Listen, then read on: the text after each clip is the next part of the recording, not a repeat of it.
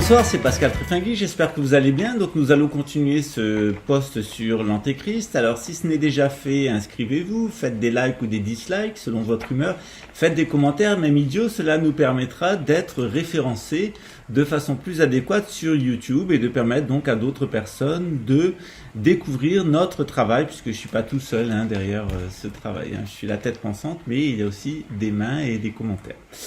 Donc avant de commencer cette suite sur Messie Al-Dajjal et sur l'Antéchrist, donc j'aimerais vous demander de prier avec moi. Bismillah al-Rahman al-Rahim. Louange à toi Seigneur, le clément, le miséricordieux. Donc puisque je suis surtout suivi par des francophones, je vais vous rappeler que si vous récitez les 10 premiers vers ou les 10 derniers vers de la sourate Al-Kaf, la caverne, vous serez protégé de Messie Al-Dajjal, donc de l'Antéchrist. Donc je vais la dire pour vous afin que vous en profitiez tous. Au nom de Dieu, clément et miséricordieux, louange à Dieu qui a envoyé à son serviteur le livre où il n'y a point mis de tortuosité, un livre droit destiné à menacer les hommes d'un châtiment terrible de la part de Dieu, à annoncer aux croyants qui font le bien une belle récompense dont ils jouiront éternellement, un livre destiné à avertir ceux qui disent Dieu a un fils, ils n'en ont aucune connaissance, pas plus que leur père, c'est une parole coupable qui sort de leur bouche, c'est un mensonge. S'ils ne croient pas à ce livre, tu es capable de t'anéantir de chagrin en les poursuivant de ton zèle. Tout ce qui sert d'ornement de la terre, nous l'avons donné pour éprouver les hommes, pour savoir qui d'entre eux se conduira le mieux. Mais tous ces ornements, nous les réduirons en poussière. As-tu fait attention que l'histoire des compagnons de la caverne et d'Al-Rakim est un de nos signes et une chose extraordinaire? Lorsque ces jeunes gens y furent retirés, ils s'écrièrent « Seigneur, accorde-nous ta miséricorde et assure-nous la droiture dans notre conduite. Nous avons frappé leurs oreilles de surdité dans la caverne pendant un certain nombre d'années. » En fait, ce que nous indique cette sourate, c'est tout simplement que la terre ne va pas toujours être comme nous la voyons de nos jours. Elle suit des cycles. Ce qu'ignoraient les musulmans à l'époque de la révélation, c'est que il y a des moments la planète était totalement déserte sans vie. C'est ce qu'elle sera à la fin de sa vie, comme la planète Mars. Donc c'est ce que rappelle cette sourate, que la vie c'est quelque chose d'éphémère.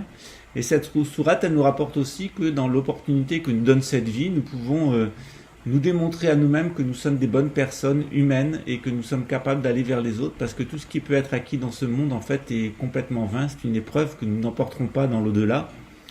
Et nous pouvons aussi mieux comprendre la révélation divine, notamment les erreurs qui ont été faites par les juifs et les chrétiens.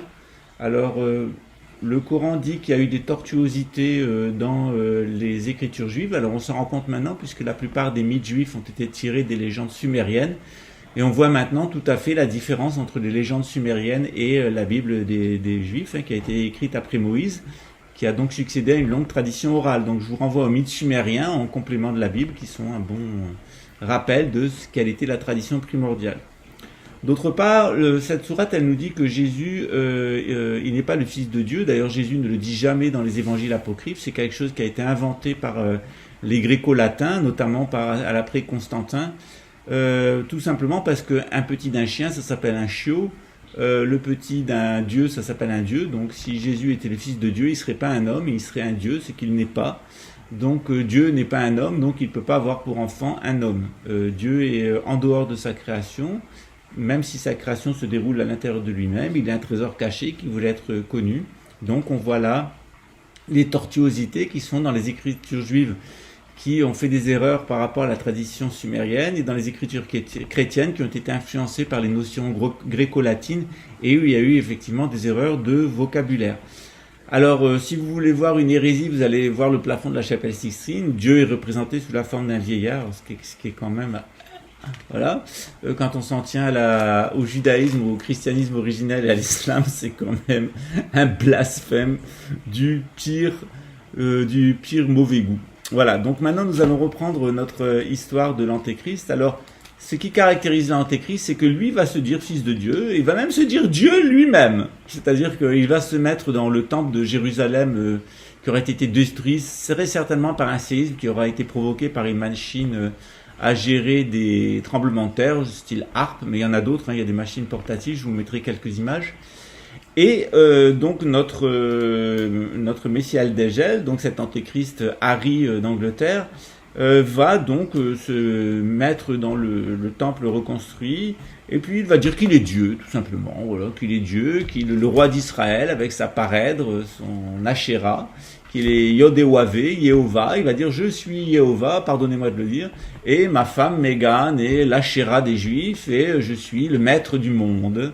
Et donc nous, les supranationalistes, avec la puce RFID et la guerre que nous venons de déclencher, la guerre civile et la Grande Guerre mondiale, nous avons obtenu une troisième Shoah, après la Shoah des chrétiens, la Shoah des juifs, nous avons obtenu la Shoah des musulmans, et maintenant moi, Harry d'Angleterre, qui suis l'antéchrist, je me déclare Jéhovah, et je déclare ma femme Mégane, Asherah. Donc évidemment, ça ne sera pas du goût de tout le monde, notamment des chrétiens, des musulmans et des juifs, et il risque de passer un sale quart d'heure. Et d'ailleurs, la tradition musulmane nous dit que un juif descendra du ciel, donc Issa, Jésus pour les chrétiens, parce que Jésus n'a jamais été chrétien, il a toujours été juif, comme le général de Gaulle, il n'a jamais été gaulliste, il a toujours été le général de Gaulle, donc Jésus n'a jamais été chrétien, il a toujours été juif. Et donc ce juif, ce messie politique d'Israël, va descendre, et avec l'aide de son ami Mahdi et le grand monarque européen qui aura fait le travail en Europe, donc Mahdi aura fait le travail dans le Maghreb et vers l'Arabie, et bien tout simplement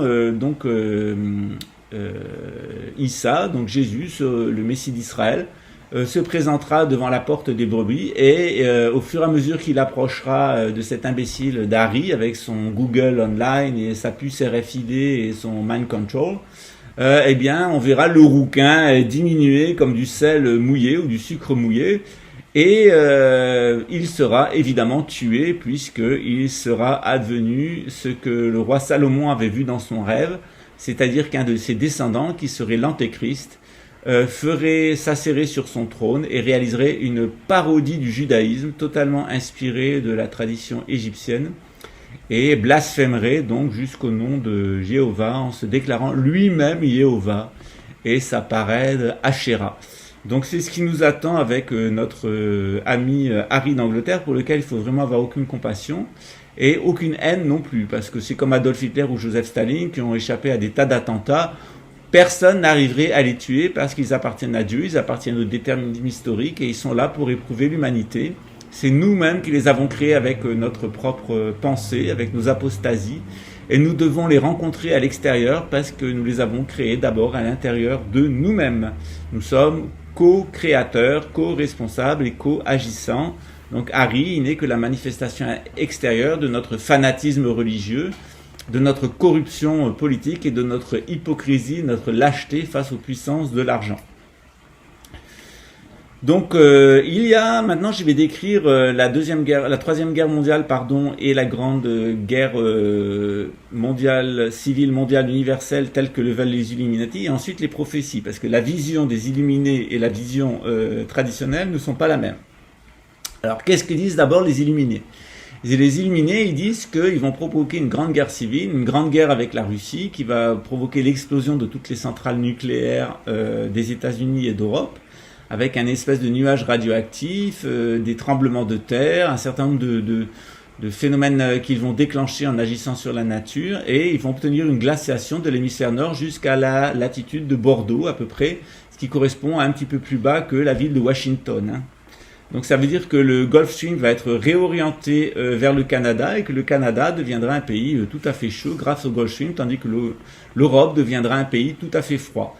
Alors dans ce programme des Illuminati, donc il y a cette bande froide en haut et en bas, puisqu'on va vers un super refroidissement de l'hémisphère nord et une réorientation du Gulf Stream vers le nord, ce qui permettrait de rendre les États-Unis beaucoup plus habitables, et notamment le Canada et le Québec, qui risquent d'avoir un climat presque tropical grâce au Gulf Stream et au courant océanique profond. Donc, selon les Illuminati, donc ce changement climatique permettrait de ramener la Terre telle qu'elle était il y a 10 000 ans avant Jésus-Christ, il y a 12 000 ans, où le Sahara était habitable. Et ils ont prévu, donc, face à ces explosions nucléaires dans l'hémisphère nord, de dire à l'humanité qu'elle est plus capable de vivre dehors, et de créer 12 grandes villes à cheval sur les États-Unis, le Sahara et le Moyen-Orient et l'Inde et l'Asie, pour faire vivre leur caste de 500 millions de nomades, Donc 500 millions de nomades qui circuleront pour une durée de 7 ans maximum dans chacune de ces 12 villes. Et donc on déterminera la durée de vie maximum d'un être humain qui sera 7 fois 12. Donc un être humain qui sera allé jusqu'au bout du parcours des Illuminati fera 7 fois 12, donc vous calculez, ça fait 84 ans. Donc un être humain sera autorisé à vivre 84 ans avant d'être exécuté par le système du gouvernement mondial. Et s'il est vraiment très bon, il passera à travers ces 7 villes. Jérusalem sera, c'est 12 villes, et Jérusalem, alors attendez, j'ai fait une erreur. Donc il y a 12 villes où ils vivront 7 ans, donc ça fait en tout 84 ans. Il y a une 13e ville qui est Jérusalem, qui sera seulement réservée à la super élite, et cette super élite, donc là il y aura donc l'antéchrist qui sera là, le roi du monde, le prince Harry qui sera roi d'Israël et roi du monde, puisque dans le programme du supranationalisme à coloration sioniste, Israël devient la capitale du monde de ces 12 cités dans lesquelles on va enfermer l'humanité, puisque la nature sera devenue inhabitable sous l'effet d'un hiver et d'une pollution nucléaire. Alors ça, c'est ce que nous raconte l'élite. Alors par contre, Alois et Chico Xavier, ils nous racontent exactement un autre programme. Donc Alois, ils concordent d'ailleurs, les deux concordent. Chico Xavier, Baba Vanga et d'autres voyants nous disent que effectivement, on va avoir une grande guerre en Europe qui va opposer la Russie à l'Europe et la Chine au Canada puis aux États-Unis. Donc il va y avoir des très très grandes destructions dans l'hémisphère nord où un tiers de l'humanité, et c'est ce que confirme la Bible, va être tué. Donc un tiers de l'humanité un tiers de l'humanité au total, c'est-à-dire sans doute plus de 60% des habitants de l'hémisphère nord vont être tués dans cette grande guerre civile, et les Américains vont épandre des produits chimiques qui vont aller donc du Cotentin jusqu'à Moscou sur une largeur d'environ 300 km et où ils vont détruire absolument toute vie, tandis que le sud sera laissé aux invasions de migrants qui vont absolument détruire tous les vestiges de la civilisation occidentale, faire un grand nettoyage, nettoyer tout ça, toutes ces églises d'hérétiques, toutes ces constructions, tous ces symboles illuminatistes, pseudo-maçonniques qui sont partout, tout sera détruit par les migrants. Et il y aura aussi beaucoup de destruction dans la population. Alors il y a les personnes qui accueilleront bien les migrants, qui seront protégées, puis il y a les personnes qui voudront s'opposer, qui voudront faire de la ratonnade et qui seront exécutées. Alors il va en résulter une telle guerre civile, dit Alois Hillmeyer, que les Américains vont répandre un produit chimique qui détruira toute la nature, genre gaz agent orange comme ils l'ont fait au Vietnam, qu'ils répandront avec des drones et qui tueront tous les gens en Europe et toute végétation sur un axe qui va donc du Cotentin jusqu'à Moscou sur une bande de 300 km dont je vous indique la carte. Donc il faut à ce moment-là rester à l'intérieur des maisons, quel que soit l'endroit où on est, et manger que des aliments qui auraient été conservés de façon hermétique. Il n'y aura plus d'électricité, il n'y aura plus d'eau potable, ne pas l'utiliser, avoir des réserves d'eau au moins pour 10 jours. Et puis ensuite avoir, puisque dans l'eau l'intoxication durera 10 jours, par contre toute la végétation sera morte, donc il faut avoir des réserves de nourriture pour environ 1 an. Donc, et qui soient conservés dans des boîtes en fer si possible, ou en tout cas des boîtes hermétiques. Donc c'est à ça, nous dit Alois Hillmeyer, il y aura un retour de la monarchie en Europe et partout dans le monde, et se manifestera un grand monarque français, donc qui recréera une civilisation. Toujours selon Alois Hillmeyer, ce retour des monarchies se fera partout, y compris en Russie, puisque Vladimir Poutine sera donc avec l'échec, la Russie envahira l'Europe, elle va passer par la Serbie, détruire la Banque Centrale Européenne et larguer une bombe atomique sur Londres, et en tout cas l'estuaire de l'Avon, afin de priver les anglo-saxons de leur réseau d'écoute international et de leur potentiel nucléaire, notamment de sous-marins atomiques. Donc les gens qui sont dans le nord de la Bretagne, ils n'ont pas grand-chose à craindre. Alors selon Alois Hillmeyer, ce qui va se passer, c'est qu'ensuite il va donc avoir des monarchies qui vont se rétablir partout en Europe. On a des compléments qui sont donnés par d'autres voyants, notamment la prophétie de Paimpol, puis il y en a d'autres, et ce que dit Chico Xavier au Brésil, c'est-à-dire que il y aura un grand tsunami qui va être dû à l'effondrement des vestiges de l'Atlantide, c'est-à-dire de l'île des Açores dans l'océan Atlantique, qui va gérer un tsunami de 1000 mètres de haut, et ce tsunami va frapper donc les États-Unis, toute l'Europe, le Portugal va entièrement disparaître. C'est donc le dernier secret de Fatima, qui est donc la mort atroce du pape Benoît XVI, mis à mort par des migrants musulmans donc pour hérésie en Italie, aussi la destruction du Portugal par un tsunami, qui sont les derniers secrets de Fatima. Ce grand tsunami va frapper toute la côte est des États-Unis, il va les ruiner, il va pénétrer pratiquement jusqu'aux Appalaches, où tous les survivalistes qui seront sur les Appalaches vont essayer de revenir à la foi chrétienne et vont modifier la culture américaine qui reviendra à ses fondamentaux. Donc ils accueilleront avec une grande joie ce grand monarque venu d'Europe, ce grand monarque français, le grand pape français, qui non seulement fera un travail en Europe, mais partiront au Québec qui aura été épargné et qui auront une mission de reconstruire la civilisation occidentale à cheval sur le continent américain et le continent européen. Alors, il y aura quand même énormément de morts, il y aura tout un mouvement de survivants, nous dit Chico Xavier, vers l'hémisphère sud. Chico Xavier nous dit que si les hommes ne se montrent pas raisonnables, il y aura vraiment une destruction totale de l'hémisphère nord, et à ce moment-là, il y aura des survivants qui viendront du nord, et le Brésil sera partagé en 4 entités, donc une entité pour les Slaves et les Russes, une entité pour les Américains, les Mexicains et les Canadiens, une entité pour les Asiatiques, les Chinois, etc., et qui ont été très éprouvés, puis le sud du Brésil, où se trouve Rio de Janeiro, le district fédéral, les États du Sud, comme par exemple le Paraná, Santa Catarina et Mato Grosso, Minas Gerais, qui seront donc sous gouvernement français, donc c'est-à-dire que la monarchie brésilienne reviendra au pouvoir avec l'aide de la marine française qui se sera réfugiée dans le port de Rio de Janeiro et qui aidera donc l'armée brésilienne à reprendre le contrôle. Il faut savoir que dans la grande Troisième Guerre mondiale, l'exército, donc l'armée brésilienne, aura été complètement vidée de sa substance par les Nord-Américains, c'est-à-dire que dans la guerre contre la Russie et contre la Chine, les États-Unis vont mobiliser toutes les forces, tous les militaires d'Amérique du Sud, toutes les ressources d'Amérique du Sud, ce qui explique que Bolsonaro, on a mis comme président du Brésil le susbite de Trump, donc Jair Bolsonaro, qui a donné tout aux Américains, y compris de faire des essais nucléaires en Amazonie sous la plus grande réserve d'eau au monde, avoir une base, enfin c'est incroyable ce qu'il a donné aux Américains, de venir s'installer au Brésil sans visa, alors que les Brésiliens ne peuvent toujours pas voyager aux États-Unis sans demander un visa. Et donc il a comme vice-président Mourão, dont le fils donc est un Indien d'origine, et dont le fils est président de Banco do Brasil, dont on nous a annoncé lors de l'élection de Jair Bolsonaro que le ministre de l'économie voulait la fusion avec Bank of America pour permettre le transfert des fonds nord-américains vers le Brésil pour qu'ils se réfugient donc ici pendant la Troisième Guerre mondiale. Donc l'exército brésilien, l'armée brésilienne va être complètement vidée de sa substance au service des États-Unis pour cette guerre de reconquête vers l'Europe, qui échouera évidemment à cause du grand tsunami. Donc voilà les deux programmes que l'on a. Donc on a un programme illuminatiste qui ne se passera pas, et puis on a la prophétie de Aloysius Mayer qui à mon avis est la plus fiable puisqu'elle confirme toutes les autres prophéties européennes, y compris l'Apocalypse de Saint Jean, y compris le livre de Daniel. Et puis on a la prophétie de Chico Xavier qui est plus orientée sur le Brésil et qui met vraiment en garde les gens de l'hémisphère nord en leur disant que s'ils ne sont pas sages, ils vont perdre l'intégralité de l'hémisphère nord. Il y aura très peu de survivants et il y aura beaucoup de gens qui vont venir vers l'hémisphère sud pour se réfugier. Chico Xavier dit que l'hémisphère nord sera quasi inhabitable, mais qu'il y a quand même des gens qui continueront à y habiter, mais avec beaucoup de difficultés. Mais en tout cas, il ne se passera absolument pas ce que disent les Illuminati, c'est-à-dire leur programme de 12 grandes villes où on vivra 7 ans, etc. Tout ça, Neom et compagnie, tout ça, rien ne se fera. Donc ne vous inquiétez pas. Le gouvernement, dès que Harry se sera manifesté en 2021 en Israël, il y aura un cycle qui va se mettre en place et qui va amener la fin du gouvernement mondial, son autodestruction et l'écroulement de leurs rêves. D'ailleurs, Bob Marley le dit dans sa chanson.